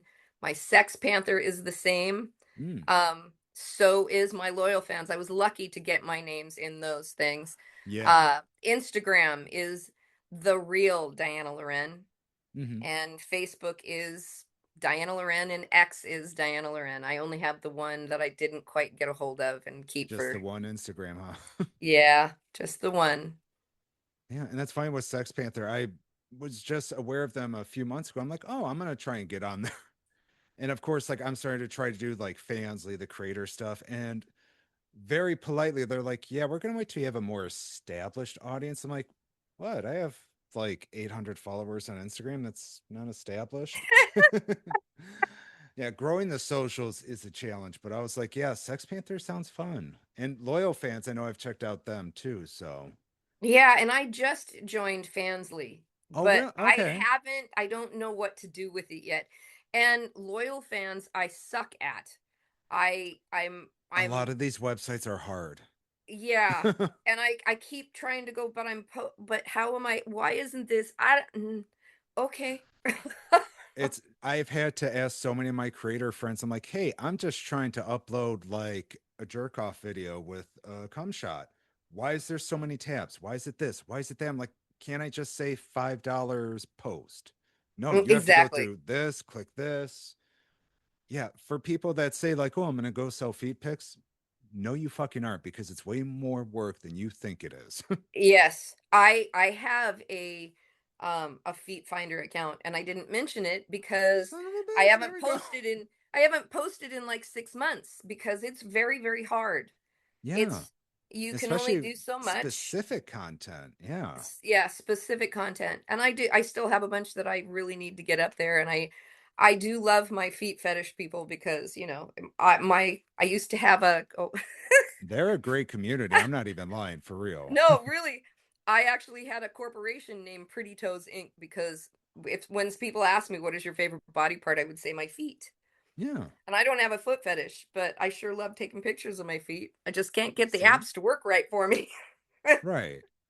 And then it's like if you film something with most of the other stuff, you just post it on every site. But with that one, Mhm. since you're so niche, it's like, nope, I got to film specifically for this. And I can't just share everything on there. So it's more effort, but like I said, for a good community, they'll show up Yeah. for you. Yeah, they're a good community there. And I actually have to say that because I know everybody who is on where I do my lives on Tuesday. There Oh, is not that many people, but those people they will watch every podcast that I'm on. And to those people, they couldn't be more kind, more respectful, true. more I just treating me like a lady. Unbelievable these people are. Yeah, they really Just are. oh yeah. So blessed I am. Hmm.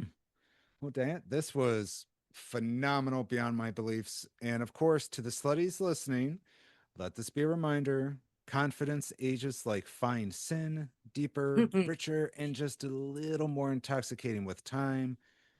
Diana, you're just going to be more and more trouble as the years go on, as I say. So, I hope so. yes. One can But only until hope. right? But thank you again for stopping on by this week. And until next time, stay safe and stay slutty, everybody. Thank you, Diana. Thank you. What did I tell you? Oh my God. Diana, if you're listening, thank you for your time. Thank you for your energy, your vibe. Oh my God, it was such a good time. Whew. So let's everyone go have a smoke, go have a snack. Let's rehydrate. Because we're not done. We're not done. Also tonight, as an extra bonus treat, Big Booty Bambi.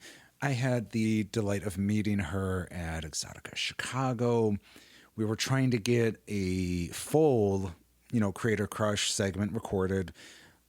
Timing and schedules never lined up. We did meet in person, and you did hear her on our Exotica Floor Crush, the really short one that unfortunately the audio wasn't that great. But tonight, I welcome back. Big Booty Bambi, all the personality, all that jazz. Enjoy my time with Big Booty Bambi. Tonight, it is my absolute pleasure to welcome to the neighborhood and host Big Booty Bambi, the soft face with a heavy presence, carrying New York energy with a grown glown. Bambi, thank you so much for sliding on in tonight. No, thank you. I'm happy to be here. I know, and I know we briefly connected at Chicago Exotica, which was a madhouse and busy, busy, busy. Yeah. But we got the brief floor interview, but now we finally get to get the full sit down, no background noise, no DJ in the Yeah, background I had to screaming. make sure. Right? No, I'm really excited for this. So now we get to give you the full treatment here at the Suburban Slut Podcast, as you deserve, of course. But before we really get into it, I always like to warm up with our guest, a little tease before we take things further for the full interview, a round of foreplay, if you will. So, Bambi, do you consent and want to have a little fun with me? Yeah, I do. Love it, love it. Consent is key. Boys, girls, theys, thems. You know, we preach that every episode. All righty. So, first up, what is your favorite pizza topping combo? So I'm very simple with a bold touch. So I'll Mm. ask for like pepperoni with extra cheese, but if I'm feeling a little spicy, I'll add some jalapenos. Oh, there we go. Yeah, pepperoni jalapeno. Hell yeah. I can Yeah, I love definitely that. get behind that. I like to do mine a little well done, especially when it comes with the extra cheese, just so that way it's got that nice little brown crisp on the top. Oh yeah. See, you know. Now, for number two, what is the hottest thing anyone has said to you? This could be just a killer compliment or something on a stream, just something that someone said and just buckled your knees. Well, honestly, when someone tells me that they feel seen and desired, that hits deeper than anything surface Mm. level. Wow. Okay. That's a no. I love that because we definitely know the value and the worth of being seen, being heard by anyone, especially a creator. It's like, oh my God. They just don't see me as like a paying customer. Like they actually see me. Right, Holy shit. That makes a right, hell of right. a We're all difference. human, you know? Yeah. Amen. Now, for the fan favorite of the show, so this one is the three sexy wishes. So you find a lamp at Exxxotica. You gave it a rub just to see what would happen, and boomski, you have a genie giving you three sexy themed wishes. What would you request? I think I would want to spread more body positivity around the world. Mm, Give more confidence in people and more freedom to explore with no judgment, you know? yeah.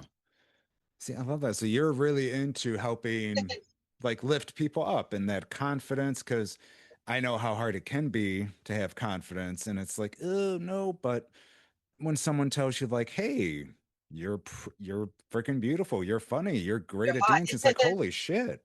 And it, yeah, Right, lifting right. those people up, that's my little compassionate heart does backflips for that any day. I love that. And then, of course, before we wrap up this session and go on to the full interview, we always like to end on a little honesty. What was the last thing you came to? I think it was peace, being in a moment where I feel fully control of myself, where I do what I Mm, want, you know? okay. Respect that 100%. Like, I love this is all about that. Bambi right now. It's going to be about me. Let's go and skadoosh. Well, here, so let's jump right on in. So, of course, your online persona is Big Booty Bambi with an I. No Y's in here, people. So, for the newcomers to your content, what are your kinks, specialties, and what do you do that makes the fans come back for more? So I'm a confident, sensual, and fun all around person. My content is always leaning towards body positivity, teasing energy, you know, making people feel good and no pressure. That's what I keep people coming back Oh, is the vibe. You know, it's not what they see, it's how I make them feel. see, and I love that, especially, yeah, the no pressure. It's kind of building on that real connection with fans. It makes a huge difference. Yeah. See? So now, if someone could only watch one of your clips of your content to understand your vibe, which clip would you pick and why? Oh man. Well, one of my recent new clips that I just dropped on my OF. Mm. And the only reason why they'll get the vibe, they'll see like everything that I'm open to and what I like to do. So yeah, I think that will be good. I like for everyone to always look at my recent things because I try to give all everything in one, you know, clip. Oh, okay. So you kind of try and make sure everything's got a little bit of this, a little dash of this, and boom, this is Bambi to a Exactly. T. Yeah, No, love right. that. Absolutely. Where? So for you, what was the moment you realized, you know what? Fuck it. I'm going to do it. And how did your content creator journey begin? Well, I realized I was holding myself back, trying to fit into what people expected of me. So one Hmm. day I decided I'm going to be fully, transparent, or whoever rocks with it, they rock with it, Wow. So you were just like, oh, let's go. Yeah, I honestly think like one of the Exxxoticas made me feel that way because every time it's a different vibe, especially with AVN too. But I've been doing AVN way longer than I've been doing Exxxotica, so I feel Oh, like okay. I just jumped into the scene and I jumped in with doing AVN. So every time I do a different Exxxotica, I'm learning different states and how everything is, in different areas. Like I got fans in different states, so that's really humbling. But it's Oh, also yeah. like I got to keep up with the looks and stuff. So it's just don't put too much pressure, especially to the new girls that's getting into the industry. Don't put too much pressure to just fit in with whatever everyone else thinks. It's just like Right. do your own thing and feel comfortable with it. Yeah. And of course, like I always say on the show, like finds like. So if you do your thing, people that like that will absolutely find you. And boom, that's a perfect Yeah, you'll relationship find your balance tribe. there.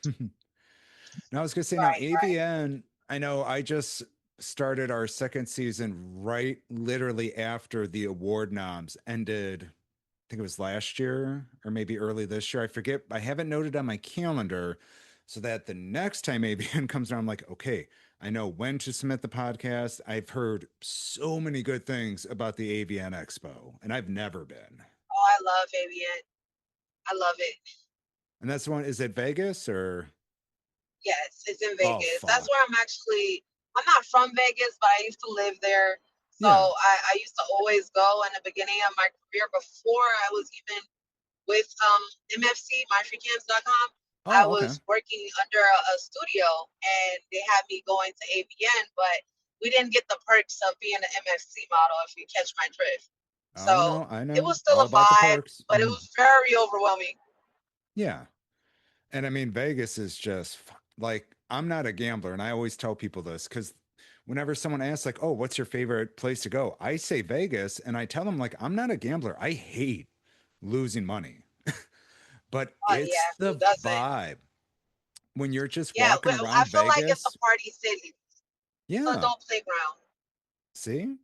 And I'll spend like 20 bucks on a random machine that looks fun, like if it's Ghostbusters or like sexy or aliens, whatever. If it looks like a fun machine, I'll drop a 20 and then that's it. And I'm good. And the second it's gone, I'm done gambling for the weekend. Yeah, that's over. I'd rather get some Yeah, nice you should food. definitely party in Vegas. I'll show you a good time. Hell yeah. I'll make sure we get our AVNs in and try and get in. When is it? Is it normally like early in the year, the actual January. award show? Yeah. So Yeah, January. I think it's like Like the September is, 20th ish. yeah. Because I think the award cutoff for noms was like August or September. And I had literally checked like a week after they cut it off. I was like, no. Oh, so hopefully this year we'll definitely make announcements and of course, promote you when the announcements come out like, hey, go vote for your pre-noms. Let's get us in there. So now for you, so how much of your online persona is Big Booty Bambi, or is it just you amplified with less boundaries? And who are you when you log off? So like what brings you joy outside of the creator world? So it's definitely me, just amplified. Big Booty Bambi is my confidence turned all the way up. But when I Mm, log off, I'm completely chill. I'm hanging poolside with my dog. I think I'm very grounded. yeah. Well, now what kind of dog do you got? I gotta ask. I have a Maltese poo. That checks out. I could definitely see that with you. Yep. 100%. Okay. So He's a let's see. little So, cutie. yep. Mhm. So for you, what's something you discovered about yourself or a new skill you developed while becoming a creator? So I'm way more disciplined and creative than I thought. Being a Oh, really? creator really pushes me to evolve constantly. Hmm. Yeah, that Yeah. confidence is hard. And I know just even being as a podcast host, like normally when I meet people, I'm stupidly shy. I'm very like self-conscious, like, oh my God, they're gonna think this of me or that. But when I started podcasting, it was the same thing. Like, it's just me talking. And it gives Yeah. you that freedom to be like, hey, I can just be me. But especially with Yes. you Just be as a yourself. creator, I mean, it's got to be even harder to be like, well, now I'm on camera. People can see me. But you're like, fuck it. I'm going to be Exactly. confident. I'm the shit.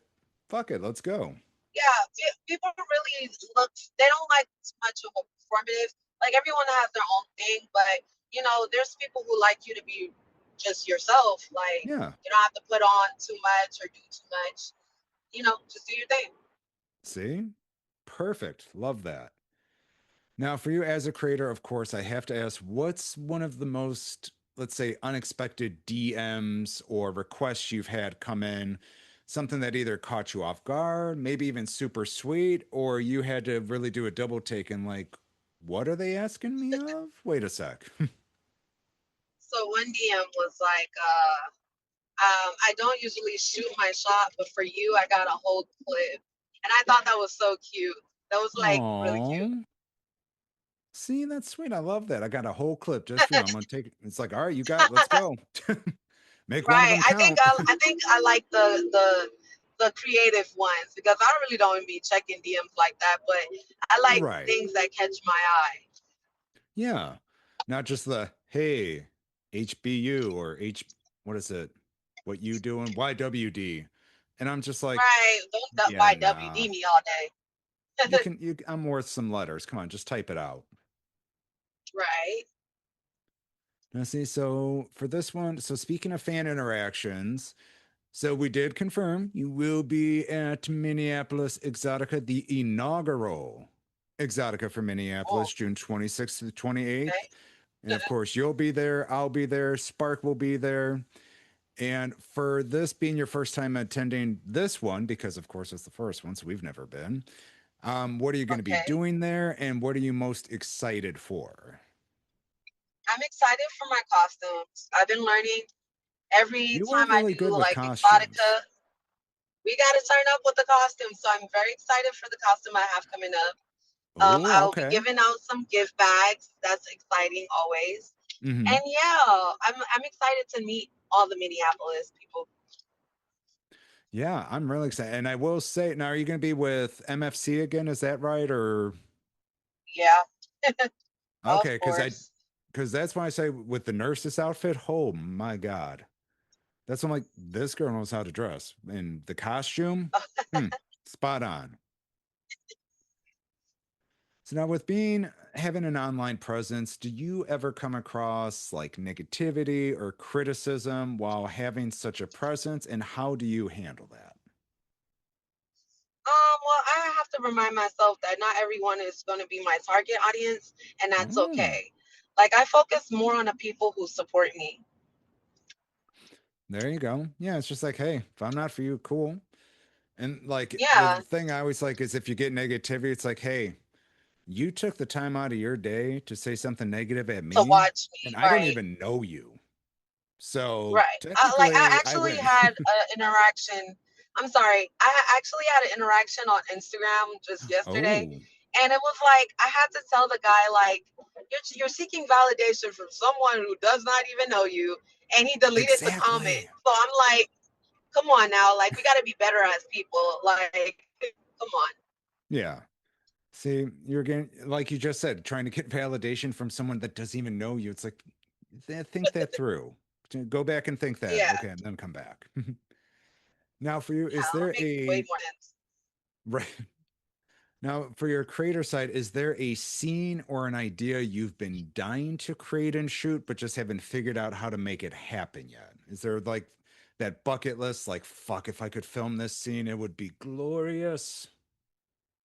Oh man, so I definitely have some things coming up that Hmm. I kind of want to give you a sneak peek, but I just want to say Pretty Woman. That's it. The movie, Pretty Okay. Woman. Yeah, I'll give you a little Mm. hint. But yeah, definitely want to like get more into like storytelling and Yeah, behind the scenes production, if you will. if you will.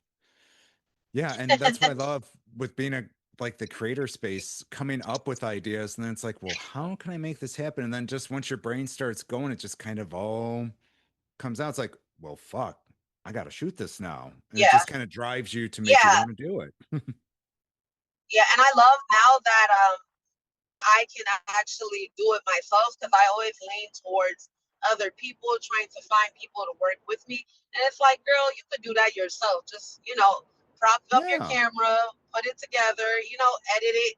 It might be a little bit more work, but at the same time, I'm going to do it the right way or the way I want it to be done? exactly. And it's that confidence So, yeah. again. You can do it, girl. Fucking get it done. Let's see. So for you now, what advice would you give someone looking to start as a content creator, like a baby creator is just like, I want to jump into this. What would be like your sage advice? Like, hey, before you do, this is what you need to know. So, how I learned, what I learned was not to just sell yourself short. Just because Oh, all these people, like, I think one thing that I used to get mad at is seeing how people fangirl over these content creators, and there's nothing mm, wrong with it, but it's no, like no. they kind of hold the key on whether they can keep something or if they want to charge you for that. Oh, okay, okay. See, yeah, never sell yourself too So short because pay then if you, for yeah, don't be so quick to pay for or listen to someone else. Like it's cool to get advice, but in this industry it's kind of cutthroat, so some people are yeah, not going to really give you advice to help you, but they'll just like try to check you and see what you know. It's hard, but oh, at the end of the day, just be observant. I would be observant. I would take my time before I shoot anything. That's one. Always yeah, make sure you are tested. That's a must. And mm-hmm, do what makes you feel good and what actually helps your brand. Because if someone is doing BDSM, for instance, and you're like, oh, I don't know about all of that and stuff like that, then hey, that might not be your lane. You might want to do it on, you might want to explore it before you just jump into it. oh, there you go. Explore it before you do Yeah. it. And yeah, and like you said, don't rush. Genius fucking advice. Yeah, Because it's you, not a I it's mean, not a rush. yeah, we've all seen that content. And I mean, everyone's first vid. I mean, come on, no one's got a home run their first try. You're learning. But Right. you can definitely tell, like, if someone just wanted to, like, get it out there and, like, sell it, it's like, oh, you could have done this. You could have done this. You were too eager to get out there. Baby steps. Yeah, and I will give you this one story. Me and my friend, we actually met someone, and I knew him because I was already in the industry. So I was a little Mm. fangirl because I'm like, oh, I know who it is, but I didn't know his name off Oh, top. So then right. I'm telling my homegirl, like, that's who it is. Then she just was like so fangirly that he ended up like saying, oh, yeah, it's 7,000 for a shoot. And I was like, girl, Oh, you better get your stuff up, start doing your own stuff. So therefore people could start working with you and they won't charge you 7,000. You'll be trying to charge them 7,000. So yeah. it's all rules to it. Yeah, and of course, as you mentioned, STI screening is so, so fucking important. And as we always say, I know you've probably worked with them as well. Better Life Science, the STD Hero Kits. Of course, they do have the professional grade, which there's Yep. I can't remember. I think it's iPass, where you can see like it's certified for Okay. creators and such. But yes, of course, make sure to use your STD Hero kits. And if you don't have one, especially before Exxxotica, mybls.com for Better Life Science. You can always use code Suburban for 10% off. I'm just saying, not a plug, not a plug. No, no, no. All right. And of course, finally, my favorite one to ask. So, Bambi, this time next year, we're sitting sandwich just fresh off of Chicago, hopefully prepping again for Minneapolis. How do you see yourself evolving from today to this time next year? What would that look like for you? Well, I see my brand getting bigger and better. I see me getting more engagement, and the views are cool, but I want to be all around. I want to Mm. be state to state with it, and I want to meet new people that are going to be new supporters. Oh yeah, absolutely. Well, yeah, well, Yeah. hopefully, yeah. And again, I'll definitely see you at Minneapolis. I just booked my hotel today. Ouch. That's all I can say. I'm like, come on. Yeah, right. Oh, that's why. Yeah, I got a You two know, bed this time, and I'm just like, I put it out there. I'm like, hey, if anyone needs to share a room for financial reasons, hit me up and let's talk. But it's going to be a right, right. blast. It's Pride Month, the inaugural one. I have big hopes and big hopes for you. So, of Oh, course, yes. Thank Bambi. you so much. No, no, thank you for your time and energy. You're an absolute not. I can't talk. It's Monday. It's been a long day.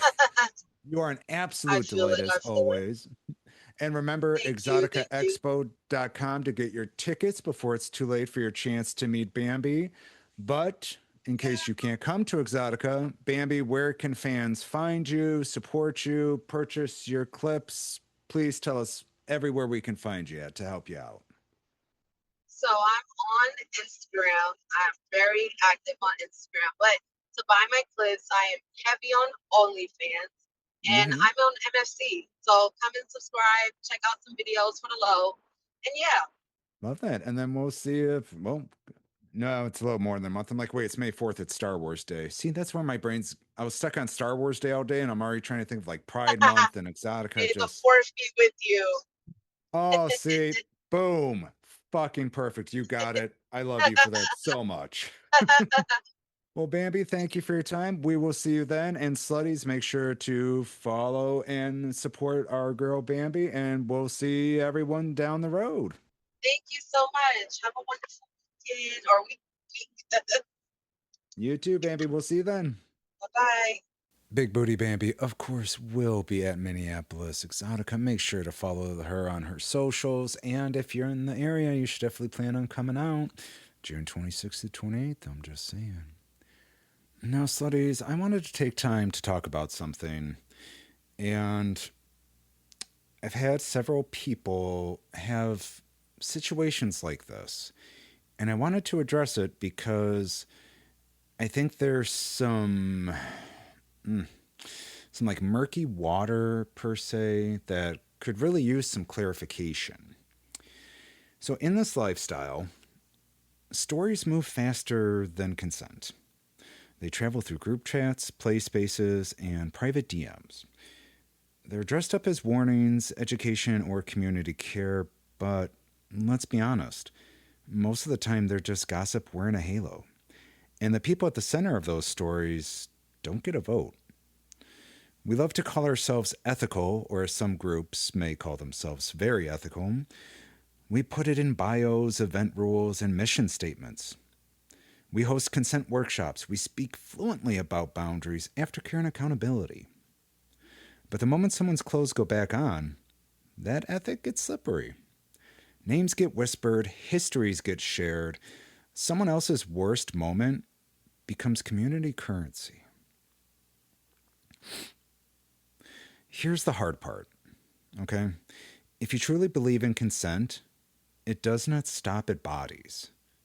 It extends to stories, to context, to privacy. It's to the right not to have your life dissected without your permission. And if this feels like an attack, ask yourself why. Ethics that only apply when it's convenient aren't ethics, they're just branding. So today we're going to talk about the stories we tell, who benefits from them, and who gets hurt when ethical becomes an excuse instead of a practice.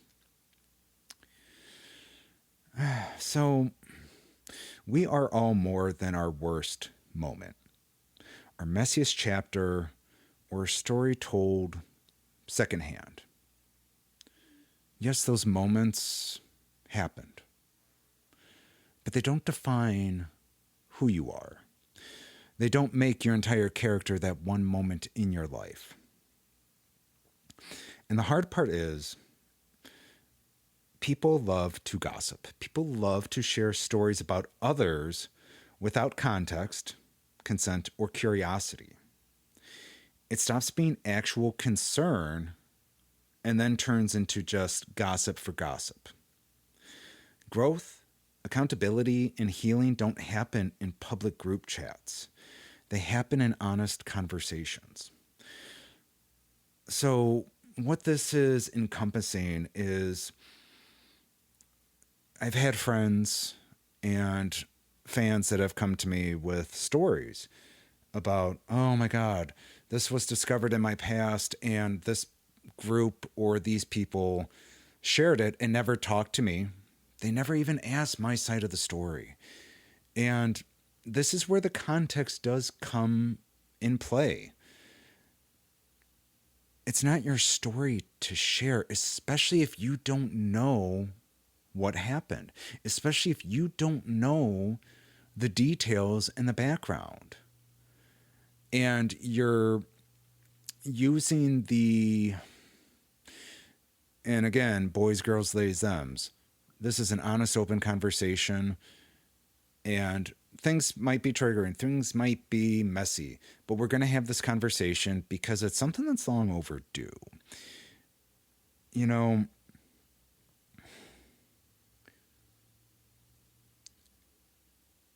my big thing is circling back to when people share stories about others without context or consent.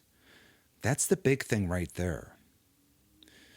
When certain people share other people's histories, you are violating consent.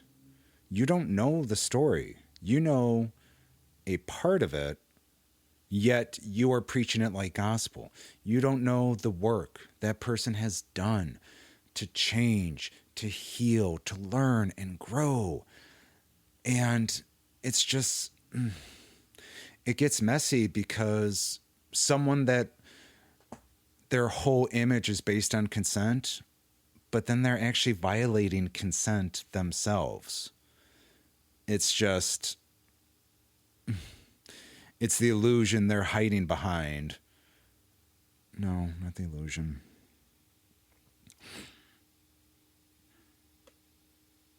So it circles back to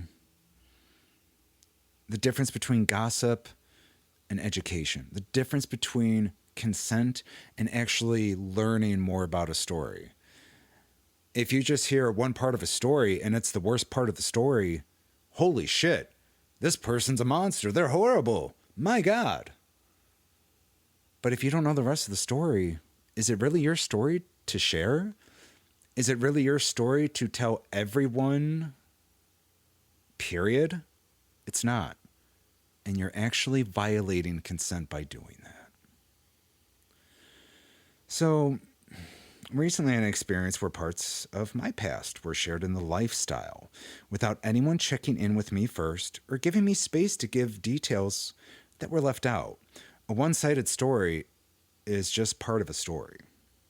And I'm not here to litigate that or name names. I'm here to talk about the impact and hopefully open up people's eyes to the dangers that can cause. What hurt wasn't the people that talked. It was the assumptions that were made before questions were asked. And in most cases, no questions were asked. They just heard a part of a story and ran with it like gospel. I believe in accountability. And I also believe in context. You can't have one without the other. Plain and simple. So let's take a step back and look at this as like a community mirror moment, if that makes sense.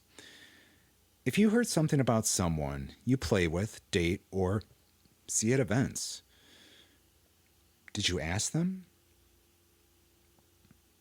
Or did you decide who they were without them in the room? Think about that for a sec. It's a very simple thing of, if you heard something about someone, talk to them about it. Ask them about it. Ask questions. Find out information. Say, hey, I would like to know more about this. Can you educate me on what's going on or what happened? That would be the ethical way to go about things. I mean, tell me when I'm telling lies. Would you want your most complicated chapter summarized by someone who wasn't there? And this is, again, where the consent violation happens, where it's more gossip than actual truth, and you're hurting more than helping and educating.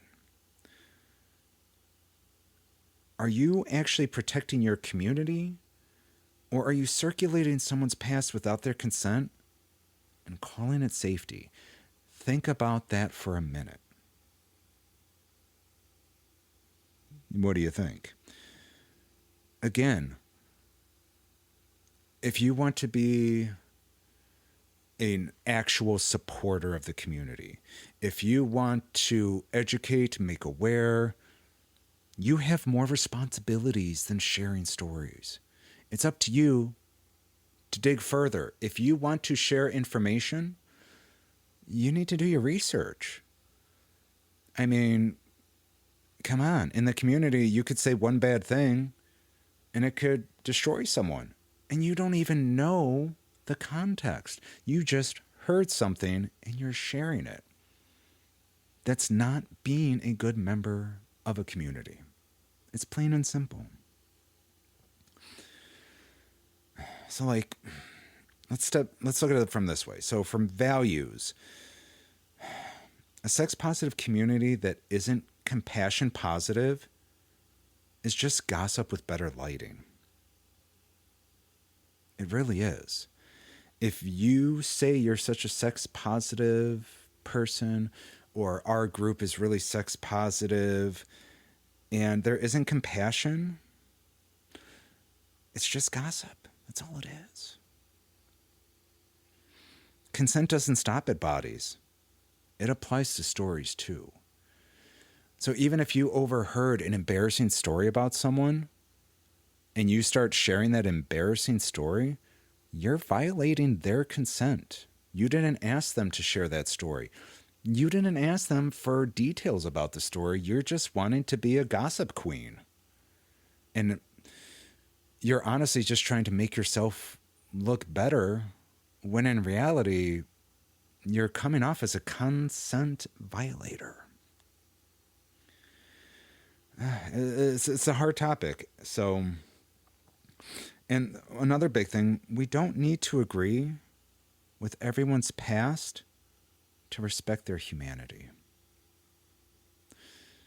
You know, I mean, there's so many ways. The limit, there is no limit. If someone does something wrong, there's ways they can learn from it. There's ways they can make up for it. There's ways they can show they've grown, they've changed, that again, they are not their worst moment. But by people gossiping and people sharing information without the entire story or the context or consent, I mean, you're not respecting them as a human being. You're trampling all over them. And I know this is a hard conversation, but I think a lot of people really don't think about the damage they're doing without getting the entire story, without getting their consent, without deep diving, without researching. Imagine if a journalist just heard a piece of news and ran with it as a story. Would they be a good journalist? Or would they get dragged for not being a good journalist while toting the badge that they were doing the community service or, you know, being safe and ethical? No. You're a bad journalist.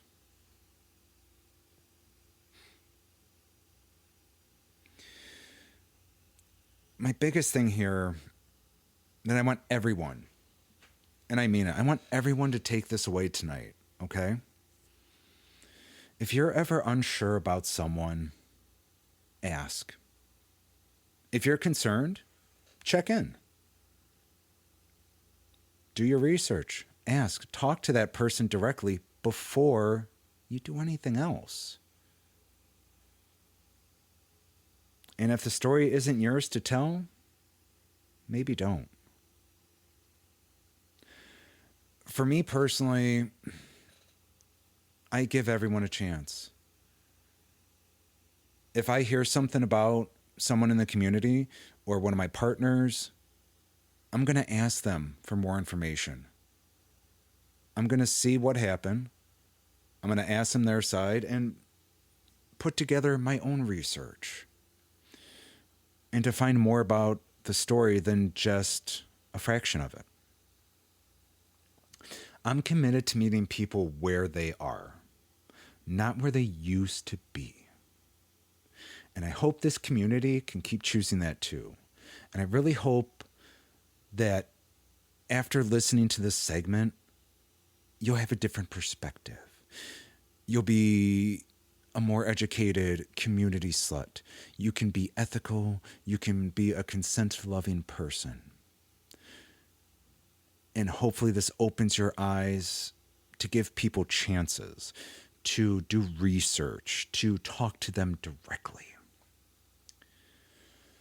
I know, I'm all over the place. I'm sorry. It was emotional and hard. I've been putting off this for months because I wanted to say it in a correct way. I wanted to make it sound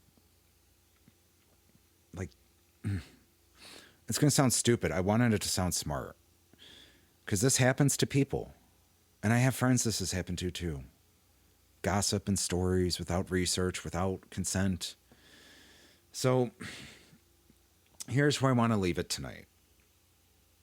We are not better people because we learn the language of consent. We are better people only when we practice it, especially when it costs us something, especially when it would be easier to bond over a story than to pause and ask, is this mine to tell? Do I have the information to share this story? Being ethical is not about being flawless. It's about being willing to interrupt ourselves, to choose curiosity over conclusions, care over clout, silence over spectacle. It's about remembering that none of us want to be reduced to our worst moment, our messiest chapter, or story flattened by someone else's retelling. And before anyone even gets on their high horse, yes, every person has a bad moment, a messy moment. So you can relate to this. Imagine if someone heard about that moment and decided to run with it instead of asking, instead of inquiring more about it. How would you feel? If you've shared a story that isn't yours, this isn't a sentencing. It's an invitation to do better next time, to repair when possible, to stop treating harm like gossip and start treating people like people. Consent is not about access to bodies. It's about access to lives, to narratives, to humanity. A community that truly values consent doesn't just ask, did I have permission? It asks, did I act with care? Sit with that. Let it change how you speak when someone isn't in the room. Let it guide what you choose not to repeat. Let it help educate you and give you an opportunity to research and enlighten. That's not silence. That's integrity. Thank you for letting me close this episode on that. It was something I've been wanting to do for a long time. And hopefully this gives people a new view. If you really want to be about community, if you really want to be about being supportive, there's your opportunity. Next time you hear a story, be supportive. Do your research. That's what I'm asking of my boys, girls, theys, thems. That's what I'm asking of my sex-positive community that I'm a part of. All right. We're going to... Again, thank you to the legend Dyanna Lauren. Thank you to Big Booti Bambi. And thank you to my slutties for listening to me talk. There's nothing more I can ask. So tonight, with all that, what else can I say? But our night has come to an end. Make sure you have all your things before you head out, and thanks for sliding in. Text when you get home safe, but don't you worry. Come back anytime. I'll leave a light on for you and maybe even the door unlocked. Remember, pleasure is personal, consent is sexy, and curiosity keeps it fun.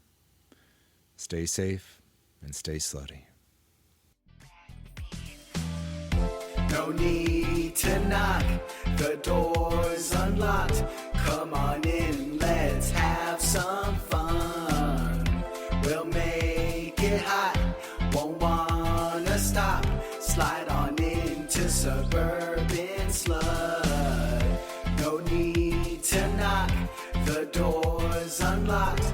Come on in, let's have some fun. We'll make it hot, won't wanna stop. Slide on into Suburban Slut.